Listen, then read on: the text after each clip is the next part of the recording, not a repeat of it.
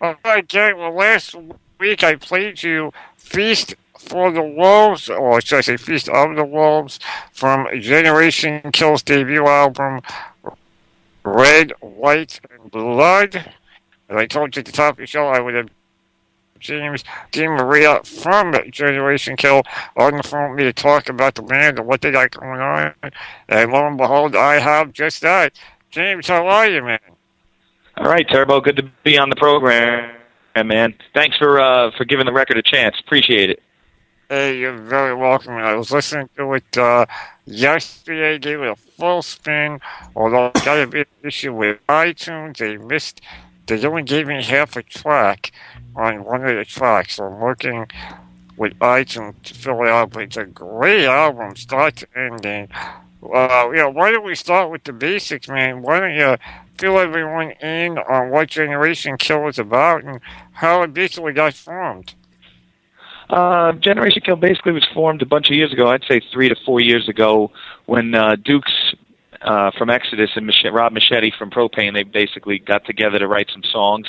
And then it's kind of evolved since then. It's been a little bit of a revolving door of members, but I think we finally had the lineup solidified. And, we put out a record last September 27th in North America. I mean, the record's been doing well in Europe. It's just that we've had a little trouble getting on the road, but, we do what we can locally, and when the opportunities are there, we'll take advantage of them. Awesome, and it's always good to hear. And now, how is the feedback been on the album? I know you said it came out about a year ago, and has social media helped you? Has it hurt you guys? What's your take? Because some bands like it and some bands don't. I mean, for us, the social media is a it basically takes the old tape trading days and it makes it instantaneous. You could share tracks, from here to across the globe for free in about 12 seconds, where it would cost you postage and time and the wait for somebody to write back in a different language. Now, even if they write back in a different language, you throw it on Google Translate. That whole tape trading philosophy, has basically become like an instant thing, which is great. And, for a band like us, we have to do a lot of it ourselves. We're on a small label that I don't think there's much promotional muscle behind it. And, sometimes I think that we're viewed as a side project because of Dukes' activity in Exodus and Machete and Propane, But this band is a standalone band, and we all feel it should be treated that way. But, you got to do what you can to get your name out there, so that's all we try to do. Oh, absolutely. And, for those who do think that, this is an Exodus side project and it's going to sound like Exodus, take it from me, I've listened to the album. If it's Exodus you're looking for, the elements you will find there of Exodus, but it's not like Exodus Part 2. It is a very distinct sound. And I gotta say, I love the way you guys take the thrash style and mix it with the melodic style, especially on the single Feast of the Wolves, as well as the song Self-Medicating. This band gets to show a little bit different side of Dukes. Dukes being what he is in Exodus. There's a lot of old metal history with Exodus, and fans really they love Bailoff. Mostly because Paul's gone. Zetro, everybody's always nostalgic for the past, but in my humble opinion, Dukes has been the best singer that Exodus has had, the most consistent, and this has been the best rendition of Exodus probably since Bonded by Blood. I mean, you have Gary and you have Tom there, but as far as Generation Kill, people who don't like Dukes and Exodus, they seem to really like Rob and Generation Kill because it's more of it gets to show a different side of him. It's not just that brutality screaming. There's a lot of more melodic side. He does some vocal harmony. So it's a little bit more. There's a little bit more leeway in Generation Kill. We don't want to really stick to the one formula. Of course we're thrash based, but we try to play some progressive metal. We try to play some things that are a little bit more melodic and experiment a little. So it's fun that way.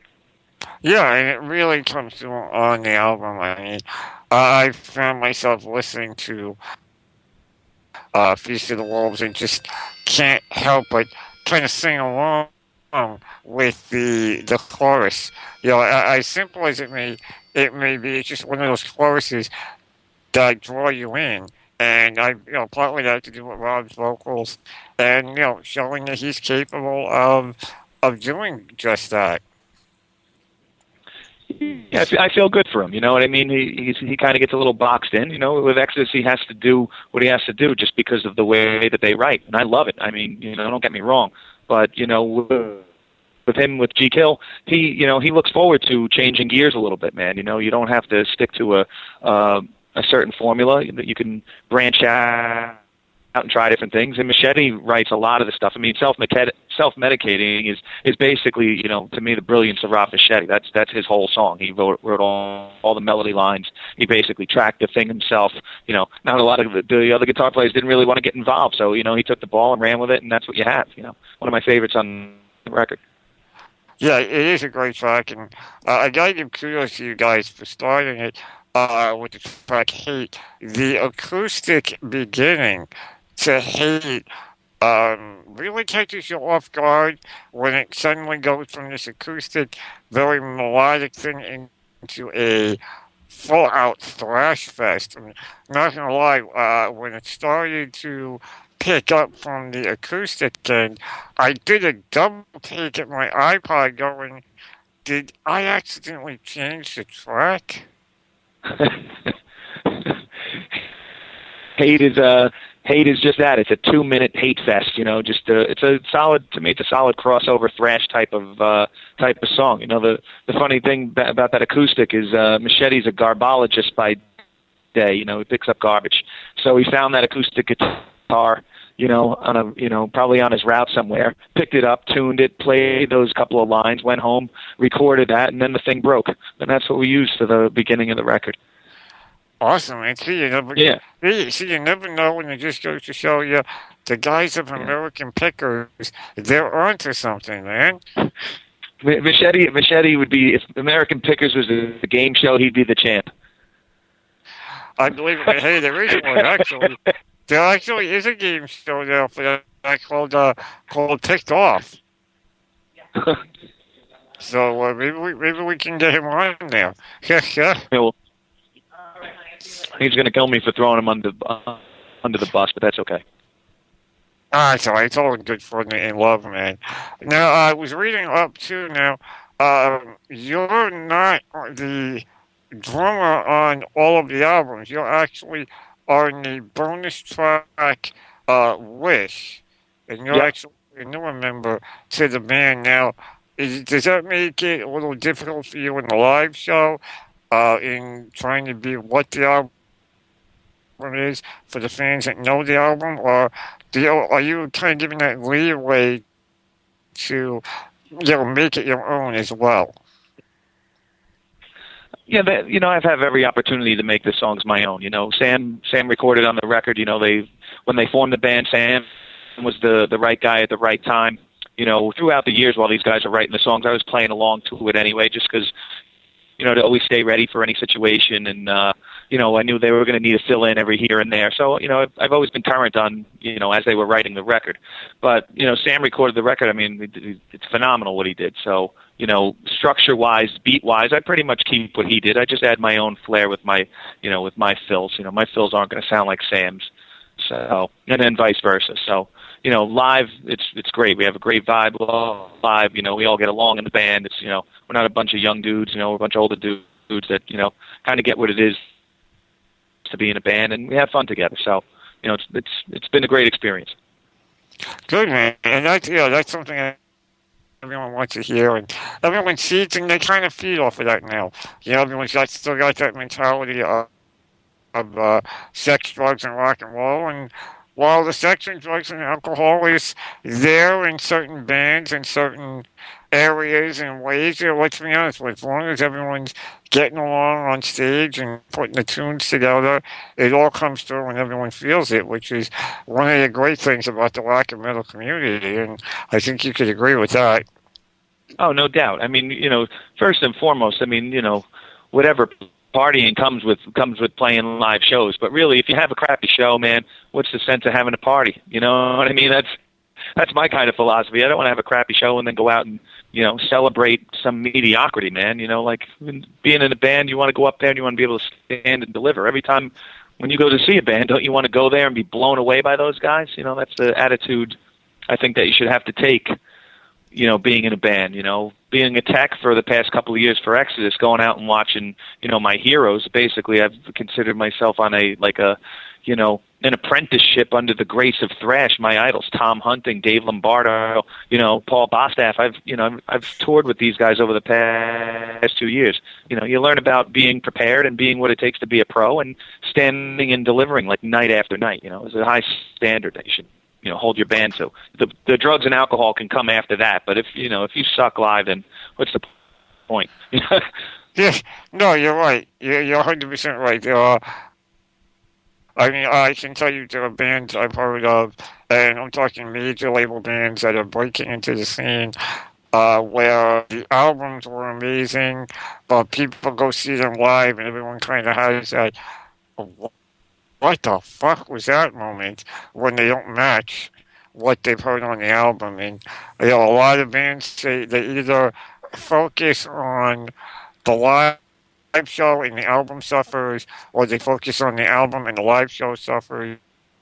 And Yeah. you know, it's hard to find those bands like you guys, like Generation Kill, that are able to match the album to the live show as closely as possible. Yeah, well, I mean, the live show is always going to be more intense than the record. You know, I'm sure you've been in the studio or around the studio. You know, that's rather tedious and, you know, monotonous work. Really, writing and recording a record, it's really not a lot of fun. You know, the end product is amazing. I mean, and you have some great times along the way. But, you know, writing and recording a record, man, is a tedious process. Really, every band just wants to go out there and play live. I mean, we talked about it. I mean, if you can go out there and record every live show, you know, then you see what your band's about. You know, catching the intensity, catching, you know, some of the human element of your band. Yeah, exactly. I mean, when you're in the studio, it's basically the same faces every day, day in and day out, and the monotony just gets the better of you. And at least when you're out on stage, you're able to utilize that pent up energy to put out a great show. When you're seeing faces of the fans and you know their reaction to what you guys have done in the studio, so it's kind of a nice payoff all the way around. Yeah, you want to be able for them to know the songs, and when they come to see you, sing along with them because they're like, "Wow, man, these guys got it." You know, that's really, there's no better feeling when, you know, the crowd responds to you. You know, if you're feeling it with your bandmates on stage and the crowd responds, that usually tends to, you know, bring the night up even better for both the crowd and the band. Sometimes you're on stage and you're killing it, man. You got a tough crowd, man. Those are some of the tougher nights because, you know, you're giving it your best and you sound great and you're all playing great and the crowd is just like, yeah, okay. You know, but, you know, either way, you got to come up and stand and deliver every time. I like the danger of playing live. There's no do-overs, you know. This is where we are. If you can find a mistake, go ahead, you know. Exactly. I mean, case in point, everyone's seen it. The Iron Maiden fiasco at Madison Square Garden from somewhere back in time tour, right in the middle of Power Slave, the power went out. So you never know what will happen in a live show, and like you said, there's no do-over, so you put your best behind it and just let it fly. Yeah, man, let it fly. And once you let it fly, really, that's when you're having the most fun. If you're on stage thinking, it's not a good thing, man. You know, that's a long show. If you're on stage just letting it fly, the show's over, and you're like, man, come on, let's play one more song. You know, that's the way it goes. Awesome, man. Absolutely awesome. I know you're busy. I want to thank you for taking time out to do this. I don't want to keep you much longer. I know you guys got some shows coming up, so I want you to fill everyone listening in as to when and where they could see Generation Kill live. All right, a couple of shows. Let's say July 31st, it's a Tuesday at St. Vitus Bar. Gunfire and Sodomy, which is Don Jameson from That Metal Shows, is a acoustic snuffcore band. Come and check that out. I'm playing drums for them as well as Generation Kill and Ira Hayes the same night at St. Vitus. August 13th up at Bogies in Albany, we're playing with Prong. And August 26th, we're playing at Dingbats in Clifton with Kill Devil Hill. That's Vinny Appice and Rex Brown from Pantera. And September 7th in Kenilworth, New Jersey. And September 8th at the Brighton Bar in Long Branch, New Jersey. So a lot of opportunities for people to come out. Awesome, man. That's great. I urge everyone to go out there and see you guys live. The album Red, White, and Blood is available on iTunes now. You can get it there. If you're not sure how to use iTunes, well, I'll tell you what you do. Go on over to my personal website, turborules.com. There is a banner for Generation Kill's album, and it'll take you right to where you can purchase it from iTunes. Real quick, James, before I let you go, two things I always ask of everyone that spends time with us here inside the Asylum on BullSpikeRadio.com is that I ask you first if you would mind doing a promo for us, just saying your name, the band, your name, band you're with, and the name of the station, and we'll do that. Hang on one second, man. Sure.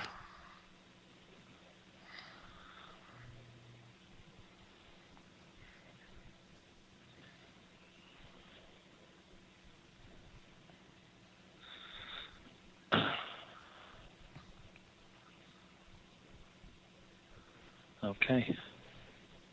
All right, ready? Go ahead, man. We're still going, so go ahead. All right, okay. This is Jim DeMaria from Generation Kill, and you are listening to BullSpikeRadio.com. Let's try that one more time. We had a little phone issue on that one. Let's do that one more time before I let you go. You got it. This is Jim DeMaria from Generation Kill, and you're listening to BullSpikeRadio.com. Perfect. And let me get a request for you before I let you go. What would you like to hear? Let me hear Playing with Dolls from Slayer off the World Pain and Blood record. You got it, man. I'm going to give that up for everyone right now. And for you, again, everyone check out Generation Kill, available now on iTunes, White and Blood. Thank you, James, for taking the time out to join me here inside the Asylum. And here you go right now, Playing with Dolls by Slayer. Peace.